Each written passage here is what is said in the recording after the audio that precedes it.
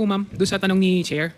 Tanong ko lang po ma'am, nung naramdaman niyo po na may nag-aabot po sa inyo ng sobre, buwan-buwan, ano po ang pakiramdam niyo? Bakit hindi niyo po binuksan? I must admit that I was uncomfortable with those envelopes, but parang ang hirap din kasi I'm not sure if others are receiving. Parang ang hirap din I didn't know if others are receiving. I cannot say. So ang ginawa ko na lang is I had this pouch that iniiwan ko lang sa office. Nilalagay ko lang doon yung mga binibigay sa akin na pera. Sa pakiramdam po ninyo, para po saan yun? Ang feeling ko is she has naman resources to give to I mean, she has probably personal resources that she can share to her people, and I'm not really, ayoko mag-speculate, but the only thing I could say is I wasn't comfortable with it. Hindi po ba kayo nagtataka? Kayo po yung head ng HOPE, ng procuring entity, tapos may natatanggap po kayo na buwan ng 50,000? As I mentioned, it is uncomfortable, and that's precisely the reason why I wasn't opening it at all. I was just putting it in one pouch. Thank you, Mr. Chair. The Chair, Mr. would Chair, like to recognize Congresswoman Luistro. thank you. My question is addressed to Ma'am Mercado. Ma'am, do you confirm when you were still in DepEd, you were occupying concurrently USEC for HR and HOPE? Yes. Sabay po yun. When were you appointed as Undersecretary for Human Resources and Organizational Development?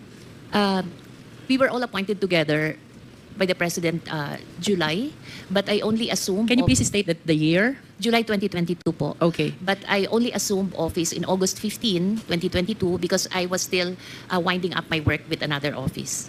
So you would agree with me if I say that you were appointed as USEC for HR July 22, but you assumed the position August 15, 2022? Yes, With Mr. respect Chair. to your appointment as head of procuring entity, kailan po kayo na-appoint? That's February 2023. February 2023. Let's go back to your appointment as USEC for HR. From August 15, 2022, kayo po ba ay pinaakyat din ni ASEC Sunshine to receive this envelope which you refused to open? Not on 2020. I don't recall 2022.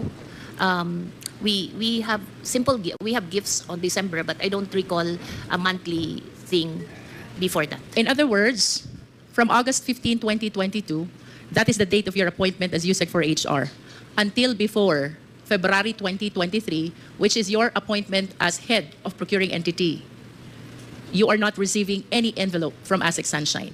No. And you will confirm that this envelope started only when you were appointed as head of procuring entity.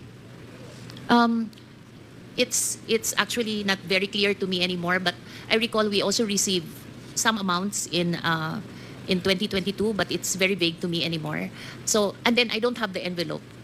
So, parang it wasn't... So how do you receive those amounts which are vague, not regular, if there are no envelopes? No, I think it's only once. It's like a Christmas bonus. Pero siguro hindi siya naka-envelope kasi I didn't keep it. Tama po bang sabihin, ma'am, na yun pong regular monthly envelope which you later on found out contains 50,000 per envelope ay nag-umpisa lamang nung kayo na-appoint as head of procuring entity? I'm still keeping those envelopes, so I would like to say yes. Yes, because it is very clear from your affidavit, no? This envelope started in February and ended in September of 2023. And earlier you said kayo po'y na-appoint bilang HOPE noong February 2023. And prior to that, since your appointment in August 15, 2022, wala kayong nare-recall regular envelope which you were receiving from ASEC Sunshine. Can you please enlighten us? What is with HOPE? Bakit doon lang po nag-umpisa itong envelope na ito upon your appointment as head of procuring entity? It's a very difficult task, especially for someone who has not tried to be one before. Parang it's an area that I really evaded all my entire government life. But there's just too many already pending procurement at the time. So when I was asked if I could be designated as the HOPE, I first referred them to other people who are seasoned in procurement, like sina Yusek Rebsi, but Yusek Rebsi was already too preoccupied with operations. So I finally accepted the position, and it was difficult because I have to study the procurement law, and I was given I had a lawyer and someone who's only a retiree to review the documents. with me when we signed the contracts. And I had commitment from when I accepted the post, I made it a family decision, you know. Like among the execom, I asked our legal before, Yusek Brady and ASIC Amanda Nograles, that everything that I signed has to be thoroughly reviewed by legal. And so I had that commitment of support from everyone in the execom, and so I accepted the post. In brief, ma'am, can you please enlighten us? Why do you say na mahirap, difficult ang posisyon ng Hope? Because you have to you have to look through all the documents, and it's like Which documents, ma'am? everything that goes through the bidding process. I am not part of the bidding process itself, but on the time that I was appointed, I was the one tasked to form the structure of who's chair for BAC 1, BAC 2. So I spoke to all the people which I know I will have comfort to chair specific committees at specific BAC. But the process of bidding, I'm not part of it because you have to maintain you have to make sure that you're not enmeshed with the process itself, but you're just reviewing to make sure that the vice president secretary is protected with everything that I signed because it's a delegated function. She's supposed to be the hope. In other words, ma'am, you're the person who check all the documents coming from BAC before the vice president signs or approves. No, I signed because You signed for the- I have to sign because I'm the one the hope signs. It's delegated to me already. And you will agree with me if I would say na you consider it difficult because it concerns matter about procurement and bidding, Yes. where there are a lot of issues surrounding, sometimes And it's just issues too about many. bribery and corruption. You agree with me? Yes, And what do you think is the reason kung bakit yung envelope nag-start lang during your appointment as Hope? Bakit po walang envelope nung HR pa lang kayo? Tapos biglang nagka-envelope nung naging Hope kayo? I think it's like an allowance maybe for an extra work because sometimes I have to stay until midnight to look at the documents when sometimes I have If one. that is just an allowance, ma'am, then the rest of the officials of the DepEd should be receiving also their respective envelopes. Do you think so? Don't you think so, ma'am? If that is just an allowance, then the rest of the officers of DepEd should have their own envelopes as well. Mr. Chair, that's precisely the reason why I did not open any of it because I that understand. was very uncomfortable. On I my understand. And that leads me to the next question, ma'am. Why were you so uncomfortable with the envelope when you believe that that is just an allowance? part. Because, ma'am, I'm 40 years. Mr. Chair, I'm 40 years in government. The only time I have an ombudsman case is when I advised my principal not to sign an importation. When I was the deputy cabinet secretary, and I advised my principal not to sign an importation because there was no rice crisis. That's my only ombudsman. I have to protect that name. Self-made po kami. I come from Samar. I was a scholar since I was grade 1 until I took my PhD. So I have all reasons to protect my name, Your Honor. And I'm in the home stretch of my career. And then I'm being thrown into that position, which I have no control because I'm only studying it. So that's my... Ma'am, I wish to remind you of the terminologies which you mentioned already. With all due respect po sa inyo, no? Because I want to elicit this information from you. Kanina po sabi nyo, the position, the job of Hope is very difficult. Do you confirm? yes, ma'am. Yes. And you did not open the envelope because you feel so uncomfortable. Do you confirm? Yes. And then recently you made mention na it was only once that I had this case with the ombudsman. Do you confirm? Yes, ma'am. And you also made mention that you wish to protect yourself. Do you confirm? Yes. And the Mr. reason, Chair. ma'am, is because you believe that that envelope is a bribe. Do you agree with me? Because otherwise, you will not appreciate the job as difficult. You will not uncomfortable opening what you believe is allowance. You will not be thinking about the ombudsman case. You will not be thinking about protecting yourself. The reason why you are considering all these concerns is because you believe that the envelope is a bribe. Do you agree? Yes or no, ma'am? It's kind of harsh word to use, bribe, because if Or should I say, it is a means to influence your decision being the hope? it could be. You said yes to that? You said it could be. Could be. I wish to manifest, Mr. Chair, that on the story, on the narration of the resource speaker about this envelope she received and she refused to open until the same is donated from February 2023 to September 2023 is a means actually to influence the decision of our resource speaker being the one who approved all the decision of the BAC in behalf of the DepEd Secretary. Tama po ba, ma'am? There was only one instance that I could recall na but there was no one spoke to me about Well, there was an instance where I tried to let a bidding lapse, but I ended up signing it because there was a protest. I'm not comfortable discussing it. But I wish to state for the record, Mr. Chair, that with the narration of our resource speaker, she earlier manifested that she believes that those envelopes are means to influence her decision as hope. Ma'am, I wish to invite your attention to paragraph 6. You mentioned in this paragraph that a certain Attorney Reynold Monsayak suggested in the presence of 3 DepEd officials na pag-usapan na lang ang 2022 budget para hindi masayang. However, you firmly asserted that the procurement must be implemented and conducted in strict adherence with the rules. Do you confirm this? Yes. Can you please enlighten us? Sino po yung ibang DepEd officials present during this incident? Actually, it was 1 director and 2 consultants. Can you please state the names? The director was Director Resty Osias, and the consultants was Juna Soriano and Ferdinand. Ferdinand, forgot the family name. Where did this meeting happen, ma'am? Kanino was- pong opisina nangyari to? It was not in DepEd. I was having lunch. There was a training ongoing in one hotel. I don't recall anymore whether it's Linden or Discovery Suites, but it's just in Ortigas area. And I was having lunch with these people, and we were discussing a project. And then that's when I was approached. Does that project have something to do with the 2022 continuing no, fund? it was different. It was different. Yeah. But that lunch was shared with these 3 other DepEd officials along with Attorney Monsayak. No, Attorney Monsayak was not part of the lunch. I think he probably came out from the training, and then that's when he joined us. He joined you, and then to whom did he direct what he said na pag-usapan na lang natin yung 2022 para hindi masayang? Kanino po ba niya sinasabi ito? Sa inyo o doon sa 3 DepEd officials pa? It could be to me and the director, because Director Resty was also a member of the BAC. How about the 2 others? Are they members of the BAC also? No, they're not, because the consultants we were discussing a DepEd Guru program. It's an app that we were discussing. And can you enlighten us? Ano po bang naging reaksyon nung kasama nating director? Her name is Director Osias. Osias. Well, I think his reaction was that parang, ba't niya sinabi yun, we're not, may other people there. I see. Parang ganun. Because those 2 other consultants are not part of Yes. the BAC. Yes. And did she accede to what Attorney Monsayak said? No. He's a very strict director as far as procurement. She did not accede. He Did not accede. And kayo po, you asserted that the procurement must be implemented and conducted in accordance with the law. You said that. Yes po. And Attorney Monsayak heard that. Yes po. And after this incident, ma'am, what happened?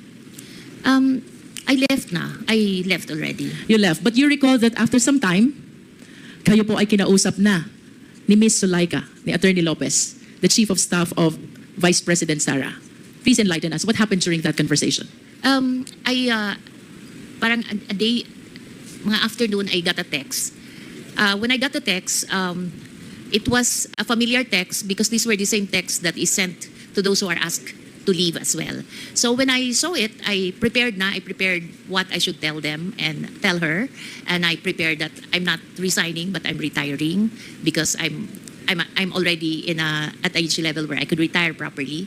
And so when I went there, I knew what the issue would be, because the kind of text that I received was the same text that was received by Chris Arnoco, ASEC Chris Arnoco, and the Who is others. Chris Arnolfo, ma'am? He's an ASEC also that was asked to resign. He was asked to resign for what reason, if you're aware? No, I'm not aware. You're not aware? I just get to know being an HR, and then I was there nanay-nanayan in DepEd. So I get to be their sounding board and their apprehensions, because they're young people, their career. So yun yung situation. And so when I arrived at the OBP's office in Mandaluyong, sinabi na there's this issue of a teacher that is in my office and some other issues. So kinat ko na lang si Yusek Sulaika. Sabi ko, in my 40 years in government, I knew that I work on trust. So if the principal doesn't trust me anymore, then you don't have to find reason for me to go. So I'm ready to resign, to retire. Here are the things that I need to do for retirement. I need to say goodbye properly to the institution that I serve well. For the record, ma'am, did you resign or did you retire? I'm being asked to resign. I did not. I retired. I You applied retired. for retirement. So when did you retire? Effective November 1. So that is 1 month No. from the supposed date when they you're don't, supposed to retire? they don't like 1 month. I was actually trying to ask for December 30, but they wanted it on that day that they spoke to me. This is 4th week of October when Attorney I think Sulhueca third, talked to you. I'm not very sure anymore. 3rd week of October. They want you to resign on that date? On that very day. On that very date. But you said, I'm not going to resign because I have to honor my 40 years in government, you know. What would I do after resigning? and how did you feel when on the Oh. 3rd week of October you're being asked to resign? I was so devastated because I couldn't find a reason why I will have to go, you know. What were you thinking during that time? Can you please share with us your thoughts? Ano pong iniisip nyo during the time when after 40 years of being in DepEd, dedicating all your life and career in DepEd, suddenly there is Attorney Sulhueca asking you to resign right then and there? I was very sad. I spoke to, but it wasn't a surprise, Mr. Chair, because there were 6 people before me that went through that process. So I wasn't surprised. So what I did the night before when I got the text, I already prepared myself. But I'm human and I worked very well for the past year. So I was really very devastated with what they did to me. And that's also the reason why I refused to initially to face this panel, because I said I'm so wounded as a bureaucrat. So baka So I just didn't. Siguro what was hurting is that when I left, they were trying to. Marami kasing press that was running after me and asking why I left. So my children and I flew to Guam for 3 days just to evade the press, which nandun na rin sila sa gate namin sa village. And I think what was hurting is that they were trying to justify my departure by saying that I was favoring certain suppliers, which I told You don't believe that? I told my kids. You reject that? I told my kids I left DepEd with my pride intact and with integrity because I have not favored any. I don't even speak to suppliers. If there are petitions or things that has to be settled at Hope level, I go at the middle of DepEd where it's seen by everyone, and that's where I speak to the suppliers. Last question, ma'am. Sasangayon po ba kayo if I would say na yung pagtanggi nyo kay Attorney Reynald Monsayak na pag-usapan na lang yung 2022 continuing fund ang dahilan kung bakit kayo pinagre-resign ni Attorney Sulhueca? That's very speculative, ma'am. From your point of view, ma'am, it can be right, it can be wrong, but from your point of view, It could be. it could be the reason. Dahil tumanggi kayo na pag-usapan ng 2022 continuing fund, posible na ito ang dahilan kung bakit kayo pinag-resign ni Attorney Sulhueca. Thank you, ma'am. I submit, Mr. Chair. Thank you. The Chair would like to recognize the presence of our Senior Deputy Speaker from the 3rd District of Pampanga, Honorable Aurelio Don Gonzales Jr., the Honorable Chino Miguel Almario from the Bao Oriental 2nd District, the Honorable Margarita Attorney Mix Nograles, Deputy Majority Leader of PBA Party List, and the Honorable Rodante Marcoleta from Sagip Party List. Yes, Congressman Rodriguez. Yes. Thank you, Mr. Chair. Before I proceed the interpellation of our witnesses, I'd just like to pick up on the point that Congresswoman Luistro just mentioned po, no, while she was on that matter of the reasoning perhaps of the request of, is it Yusek or Asek Monsayak? Asek. Asek Monsayak. You mentioned po kay Attorney, upon questioning ni Congresswoman Luistro, that it is speculative to say that perhaps the reason that you were asked to step down was because of the request which you rebuffed po, no? But in your affidavit, you mentioned here that the timing of my meeting with Ms. Zulaika struck me as more than coincidental. It gave me the impression that my candid response to Attorney Monsayak's suggestion was the real reason behind the push to relieve me of my office. Of course, Mr. Chair, we understand the predicament that the good USEC is in. It was very difficult to be forthright in times like this with the allegations as heavy as this. But you have to be honest with us, Madam USEC, Mr. Chair. At the time, you did feel that there was a relation between the request for you to resign and your refusal to work on the procurement as asked by Attorney Monsayak. No, not at the time. But because it was happening so fast, Mr. Chair. So parang it happened so fast. Events happen one at a time. There was so many things to close. I have so much things to move out from. So I didn't have the time. But on a hindsight, when it's almost a year from now, many months already, you kind of find that reason. Siguro yun yung events. Simply because I was getting information from my colleagues that they're saying that I was moved by the Vice President out because I was favoring favoring some suppliers. And it hurt me so much because I have not spoken to any supplier. In fact, there was a supplier which I learned later was sister of our family lawyer and a family doctor. And I did not make a decision on that specific case. I raised it to the office of the Vice President to make the decision, just to make sure that there's no doubt on your decision for certain suppliers. So I made a confidential memorandum to the President, to the Vice President, saying that there are allegations of bribe in this specific case. So I'm raising it to you to validate the issues. So siya yung gumawa ng decision. So at that point, you would say that you feel then the reason that you were asked to step down was because of the allegations of favoring. No. So No, not at the time. I think they used it only when I left na. When I left na. So Because which- they have to justify why I have to leave, you know. Parang masyadong, the reason that was given was a little shallow. Okay. So you believe that the reasoning that you're favoring suppliers is shallow and belated. It was something that they were grasping at a latter time. So right now, when we ask you, what did you feel is the reason for Attorney Monsec to ask you, for Mrs. Zulaika to ask you to step down? I think it's, I would believe that it's really the work on the procurement side. So, tama po yung sinabi ni Kong Jinky. She was hinting at that. You just had difficulty saying it. Yeah, But on hindsight, yes. In hindsight. And you stand by your affidavit now when you say that it seemed as more than coincidental po, no? That the conversation of your resignation came right after your rebuffing of the, I wouldn't say advances, but the suggestion that you do not intervene with your duties in procurement. Yes. Okay. I just wanted to take up from that point now from Congressman Luistro. But so I'll start now over from your affidavit as a whole. Of course, these are very heavy accusations. This is a very heavy narration. And of course, Chairman Dan Fernandez has already given some insight as to your background. So it really gives us some credibility, an idea of who you are and why you would come out to say this. So with that, we'd just like to verify, of course. I know some of these questions were already asked prior, but we'd like to really test the narration. So, Madam Yusek, Mr. Chairman, you mentioned that at least 2 or 3 times po, you signed the checks. And this was for the amounts of 37,500,000. And you're sure that this is sourced from the confidential fund. How do we know po that this is... No, I'm not. I signed checks. The checks. Because when you sign checks, there's a document, there's a paper naman that says where what fund it is. And you mentioned that you are one of the co-signees. But only for checks. For the We have checks. no idea how the confidential fund is Of course. used. Yes. Or, I'm limiting my questions purely to the checks. It's Yes, that which you have yes. personal knowledge. So you mentioned here that you signed checks related to the confidential fund. And there were documents to prove that this is in relation to the confidential Yes. fund. Who else were your co-signers po in the check? Yusek Ann?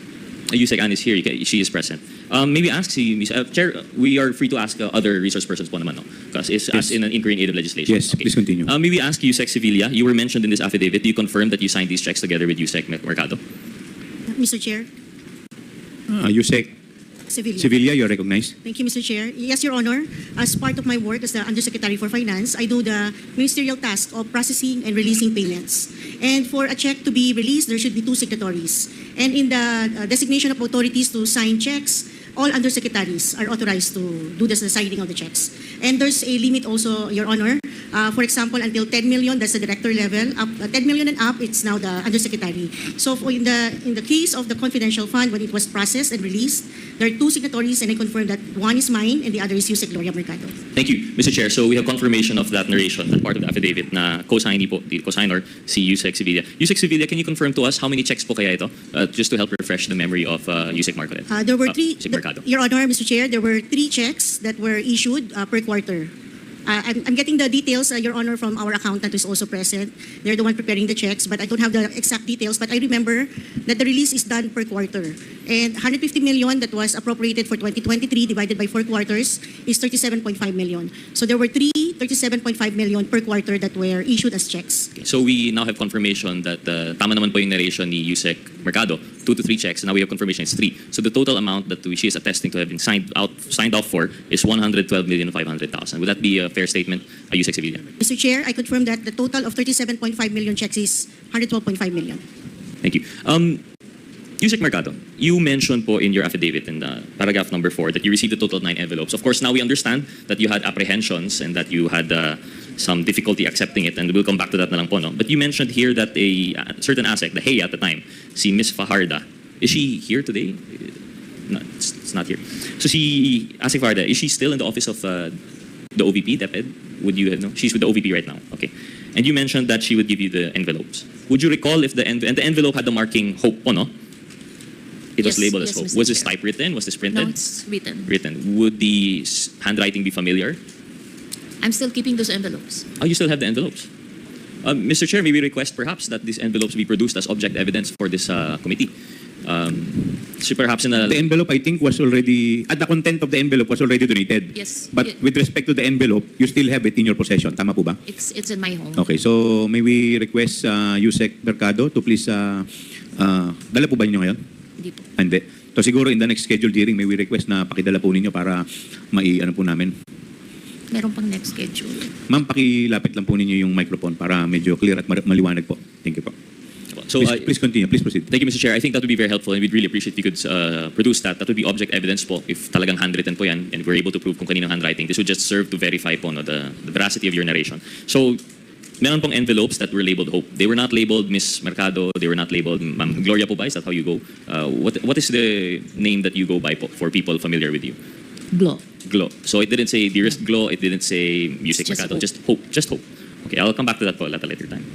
Going back po to the lunch of, you had the lunch, according to paragraph 6 po, no, you substantiated that your lunch was in Discovery Premier po ba? And I don't recall anymore whether it's Linden or Discovery, but just within those hotels. And you had that lunch with 2 other colleagues and then si attorney, 3 colleagues. Yeah, one of my directors, Attorney Resty, Ucias, and 2 consultants. 2 consultants. And then si Attorney Monsayak joined you Joined at a us, later time. Mr. Chair, may we ask si Attorney Monsayak? Good afternoon po, sir. Sir, ano po yung position niyo at the time? You were USEC? Good afternoon, sir, Your Honor. Attorney Monsayak, you are recognized. Thank you, Mr. Chair, Your Honors.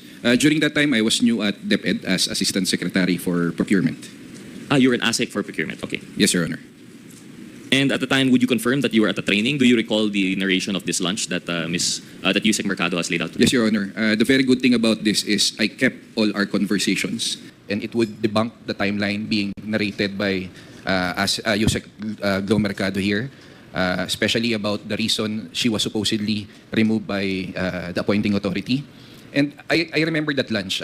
Your Honor, can I provide context for the narration? Hopefully, Mr. Chair, may I just clarify? My question is about the lunch po. No? Yung whether or not the reason for the removal or whatever else. Yes. We'd like to hear that, but sir, Yes. perhaps at a Yes, later sir. time after interpellation by other members. Yes, sir. But my interpellation is purely on the lunch. If you could qualify the context po. Na lang. I remember the lunch. It was a training conducted at Linden Suites regarding procurement.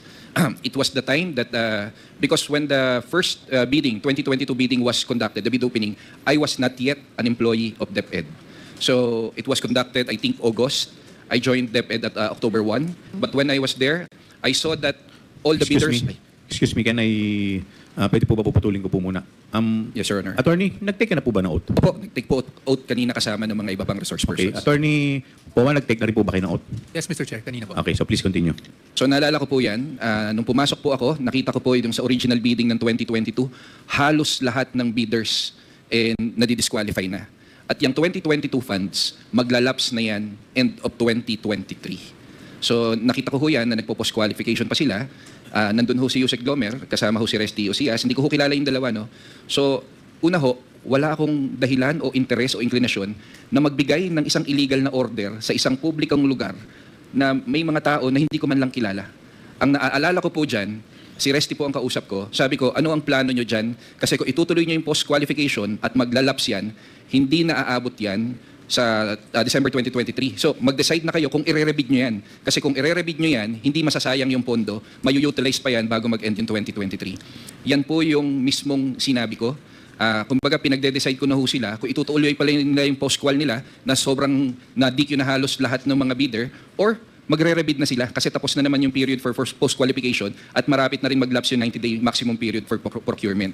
So parang sinabi ko, mag-decide na kayo kung ire-rebid nyo yan kasi kung ire-rebid nyo yan, aabot pa yan, hindi masasayang yung 2022 funds. So I remember that, Your Honor. Ang tanong ko lang ho, ba't naman ho ako mag-uutos ng illegal sa isang USEC na head of procuring entity na may mga kasamang tao na hindi ko man lang kilala? Thank you for the qualification. Can I just interject? Yes. Yes, thank you very much, Congressman Gutierrez. Yes, Deputy Yeah. Speaker. Mr. Chair, just so that I can fix my timelines on my notes. At that time po, Attorney Monsayak, ano pong posisyon ang hawak ninyo? Assistant Secretary for Procurement po ako. So ASEC na po kayo at that time? ASEC lang po ako. Kailan po kayo na-appoint na ASEC? Nag-assume po ako October 1, Mr. Chair, Your Honor. October 1, 2023. October 1, 2023 po. 2023. So, head kayo ng procurement. Ay, hindi po. May boss po ako na USEC for Procurement po. Okay. So, but when you assume your position as ASEC, you're appointed as ASEC, no? Correct? Opo, Mr. You were Chair. ASEC for what? Procurement po. So for procurement. Okay, thank you very much. I just wanted to clarify that. No, thank you. So, my apologies to Congressman Gutierrez. Please continue, Congressman Gutierrez. Thank you, Mr. Chair. Thank you, DS Suarez. So, Yusek, just to take over from there. Also, to get in line Mr. with Chair, sorry.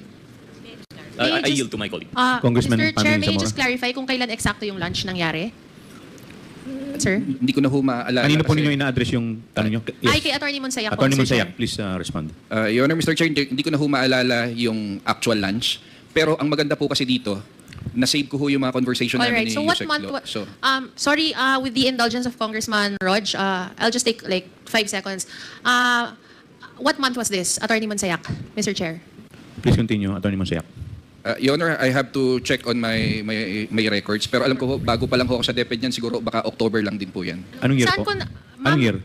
2020 po, Your Honor. 2020, okay. Kanina si Ma'am Gloria,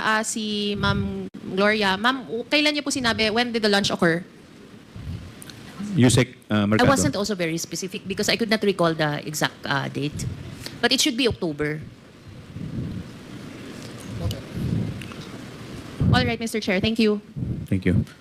Yes, please continue, Congressman Rog. Thank you, Mr. Chair. Gutierrez. Just in line po with before we go back to the substance of the dinner, the lunch itself, just for the timeline. So prior to the October 1 appointment to ASEC for procurement, ano po yung position po ninyo, Yusek, ASEC? Your Honor, Mr. Chair, I was spokesperson for the Office of the Vice President during that time, before I assumed office at DepEd. Since when po yung appointment po in the OVP? Nagsimula po ako sa OVP when the Vice President assumed position. Given that the OVP was concurrent secretary with the DepEd, would you say you are familiar with the members of the DepEd, even prior to your assumption in October 1? Ironically, Your Honor, kagaya po ng sinabi ni Yusek Glomer, yung mga tao po sa DepEd, hindi po sila yung mga taong dating nakasama na ni Vice President Sara sa trabaho. Nag-create po talaga ng selection panel, tiningnan yung merits, tiningnan yung credentials. So hindi ko po sila kilala. Ang ironic po, ang medyo kilala ko po talaga si Yusek Glomer because she's married to a fraternity brother in UP. I see. So, Mr. Chair, so your statement earlier is that you are not familiar with the processes of procurement, at least because you just entered as ASEC October 1. But you are familiar with USEC Glo.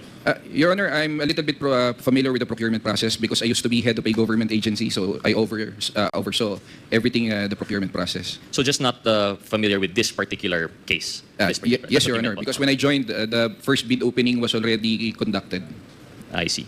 So if that were the case po, no, going back then, thank you for the clarification of the timeline. Going back to the lunch, you do admit to having discussed about procurement issues. It's just you deny that it was an illegal order. Yes, Your Honor, bakit ko naman po sasabing pag-usapan na lang natin to sa harap ng maraming tao, sa harap ng DepEd officials. Parang ang sinasabi ko doon, mag-decide na kayo kung ire-rebid nyo yan or itutuloy nyo yung POSCO. Kasi kung ire-rebid nyo yan, aabot pa yan at mayu-utilize yan before the year end. Ba't ko naman po mag-uutos ng illegal? And Your Honor, can I elaborate on the timeline just to show that what Yusek Glomer said earlier about the reason for her removal is Point of order, Mr. Chair. Go ahead, SJJ. Yeah, Mr. Chair, I think, with all due respect not to the resource person and the I witness. apologize, Your Honor. Oh, no, nothing to apologize for. I just want to make sure that we're giving proper direction to the questions of Congressman Gutierrez. So if the resource persons would be reminded na let's stick na lang to answering the questions as they were.